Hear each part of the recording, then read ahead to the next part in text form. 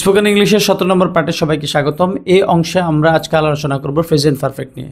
তো প্রেজেন্ট পারফেক্টটা কি, আমরা যদি বাংলায় একটু ব্যাখ্যা বিশ্লেষণ করি তাহলে জিনিসটা অনেক সহজে বুঝে আসবে। সাম্প্রতি কোনো একটা কাজ হয়েছে, একটু আগে কোনো কাজ হয়েছে, এমন বুঝাতে প্রেজেন্ট পারফেক্ট টেন্স ব্যবহার করা হয়। যেমন আমি বললাম যে আমি পুরো বাড়িটা পরিষ্কার করেছি, তাহলে কি বলবো ইংরেজিতে? I have cleaned the entire house. I have cleaned the entire house. আমি একটি সুন্দর গান লিখেছি। I have written a beautiful song. I have written a beautiful song. আমি সুন্দর একটি গান লিখেছি।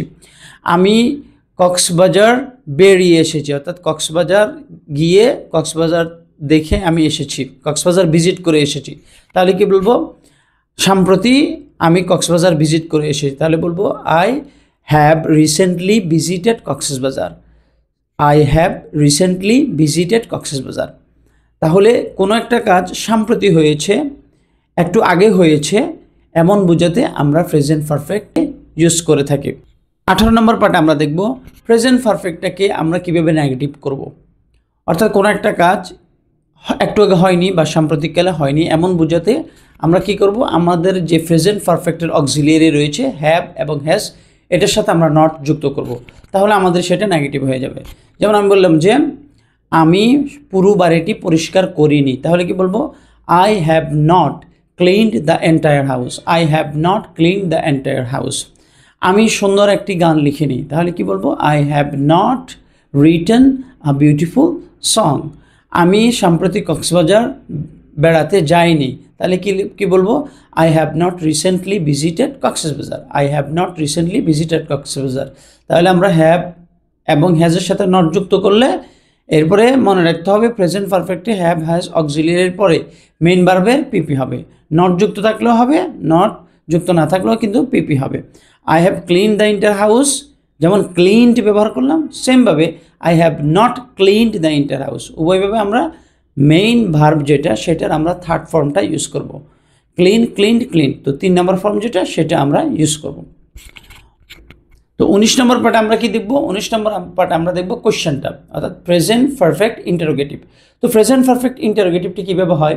যখন আমরা অক্সিলিয়ারিকে অর্থাৎ হ্যাভ এবং হ্যাজ এই অক্সিলিয়ারি ভার্বটাকে যখন আমরা শুরুতে নিয়ে আসবো বাক্যের, তখনই আমাদের প্রেজেন্ট পারফেক্ট ইন্টারোগেটিভটা হয়ে যাবে। আমি প্রশ্ন করলাম যে তুমি কি কক্সবাজার বেড়াতে গিয়েছিলে, তাহলে প্রশ্ন ইংরেজি কী বলবো? Have you visited Cox's Bazar. যদি বলি সম্প্রতি তুমি কি কক্সবাজার বেড়াতে গিয়েছিলে, তাহলে কি বলবো? Have you recently visited Cox's Bazar. Have you recently visited Cox's Bazar. যদি বলি তুমি কি পুরো বাড়িটি পরিষ্কার করেছ, তাহলে ইংরেজি বলবো have you cleaned the entire house. Have you cleaned the entire house.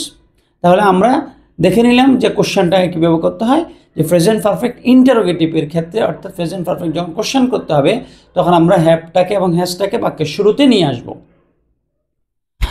এরপর 20 নম্বর পার্টে আমরা কি দেখব? 20 নম্বর পার্টে আমরা দেখব নেগেটিভ ইন্টারোগেটিভটা, অর্থাৎ প্রেজেন্ট পারফেক্ট এর নেগেটিভ যে ইন্টারোগেটিভ ফর্মটা থাকবে সেটা নিয়ে আমরা আলোচনা করব। তো এই অংশে আমরা কিভাবে প্রেজেন্ট পারফেক্ট নেগেটিভ ইন্টারোগেটিভ করব সেটা দেখব।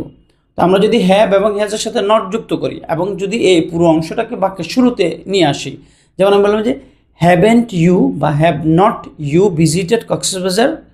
তুমি কি কক্সবাজার ভিজিট করনি?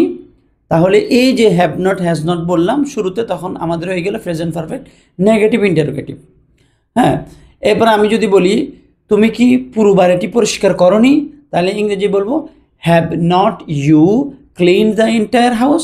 Have not you clean the entire house. যদি বলি তুমি কি তোমার হোমওয়ার্কটি করনি, তাহলে have not you finished your homework. Have not you finished your homework. যদি বলি সে তার হোমওয়ার্কটি শেষ করেনি, তাহলে বলবে হ্যাজ নট হি অথবা শি ফিনিশড হিজ অথবা হার হোমওয়ার্ক। তাহলে আমরা দেখে নিলাম যে নেগেটিভ ইন্টারোগেটিভটা কীভাবে করতে হয়।